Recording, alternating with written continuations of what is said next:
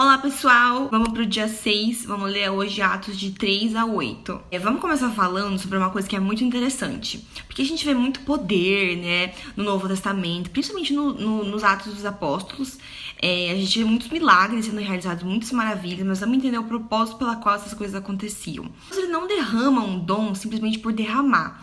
Então, quando a gente pensa por que as curas aconteciam, e quando a gente analisa os primeiros capítulos de Atos, a gente vê que toda vez que uma cura acontecia, um sinal e um milagre acontecia, isso era a abertura de caminho para a pregação do evangelho.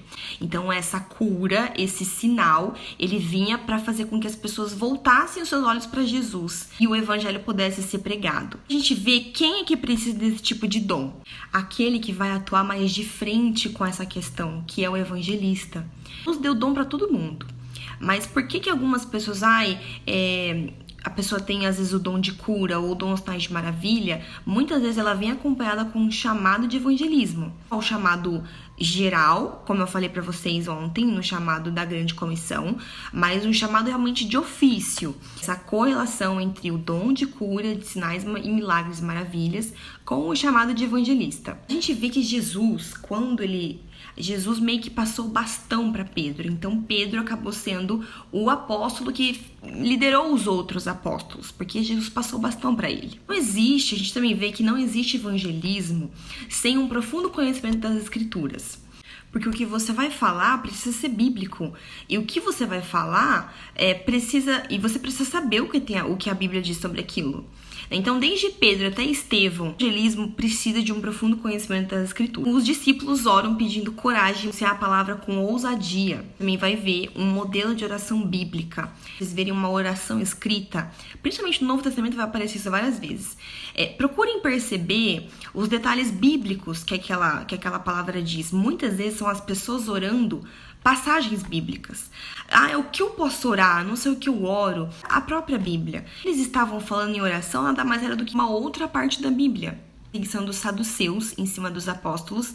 Vou explicar para vocês. Na cultura judaica existiam duas vertentes, os saduceus e os fariseus.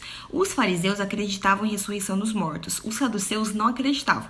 Não acreditavam em anjos, não acreditavam em ressurreição pós-mortos. Então é esse grupo que você vê perseguindo os apóstolos, capítulos de Atos. Era o grupo dos saduceus. Então, o que eles ficavam bravos era que os apóstolos estavam pregando justamente que Jesus ressuscitou dos mortos e eles pregavam sobre a ressurreição dos mortos no dia do juízo final.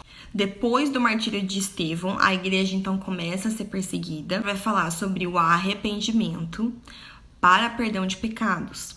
O arrependimento, ele vem através de um convencimento do Espírito Santo. Essa é a obra da salvação. A obra da salvação é o arrependimento para perdão de pecados através do convencimento do Espírito Santo. Então, essa é a obra de salvação. Agora, que você quer ver uma coisa muito interessante, é você ver o que o medo faz com as pessoas reagirem. Então, quando a gente tá falando da inveja dos religiosos e de tudo isso que estava acontecendo, nada mais era do que eles estavam perdendo o controle. Então, é muito fácil quando você tá dentro de um molde, você cabe dentro da caixinha deles e o seu comportamento nada passa dali. Agora, quando você começa a sair fora da caixa e a fazer coisas que saem um pouco do padrão, aí começa a incomodar e começa muitas vezes uma perseguição, porque o medo provoca reatividade. Hoje a gente vai ver o único nome que é capaz de salvar no versículo 4. Vou ler para vocês. Não há salvação em nenhum outro, não há nenhum outro nome debaixo do céu em toda a humanidade por meio da qual devemos ser salvos. Não existe nenhum outro nome que seja capaz de salvar uma pessoa, senão o nome de Jesus. Então, quando as pessoas falam, todos os caminhos levam a Deus, não levam. Não são todos os caminhos que levam a Deus. Existe um único caminho que leva a Deus e existe um único nome que é capaz de salvar a alma de uma pessoa, e esse é o nome de Jesus. Não é nome de santo, não é nome de profeta, não é nenhum outro nome, senão o nome de Jesus. Também vai ver no capítulo 5 a questão de que, mais uma vez, o reino de Deus não é para os covardes, é para os corajosos. Muitas vezes, as pessoas não estão fazendo o que você está fazendo, Não é porque elas não acreditam, é porque elas não têm coragem de fazer o que você está fazendo. E justamente no capítulo 5, no versículo 13, a gente vê exatamente isso descrito. Aí, já caminhando para o final, a gente vai falar sobre o conselho de Gamaliel. Gamaliel, que era dos fariseus. Gamaliel não era saduceu, Gamaliel era fariseu.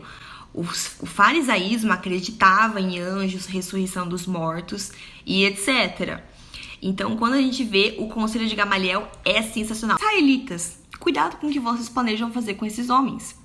Um tempo atrás, surgiu um certo Teudas que afirmava ser alguém importante. Compreensível os religiosos falarem assim, não, eu não vou acreditar nesse Jesus de uma hora para outra, porque a gente vê aqui nessa parte que já vinham se levantado outras pessoas antes de Jesus, que vinham proclamando ser alguma coisa, mas não durava. Na época apareceu um tal de Judas da Galileia que fez muitos seguidores, também foi morto e seu grupo se dispersou. Portanto, meu conselho é, deixa esses caras fazerem o que eles quiserem. Se o que eles planejam fazer é meramente humano, vai ser frustrado.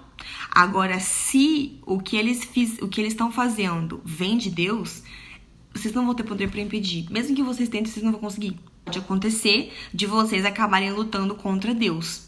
Gente, sabedoria pura. Aí a gente entra no capítulo 7, vai dar um panorâmico assim entre Antigo Testamento e Novo Testamento, sucinto, conciso e profundo. E depois da morte dele começa a perseguição da igreja, que aí vai fazer a igreja espalhar entre Judéia, Samaria até os confins do mundo. E a Samaria recebendo o evangelho, recebendo e aceitando aquela palavra, ponto para vocês conseguirem entender.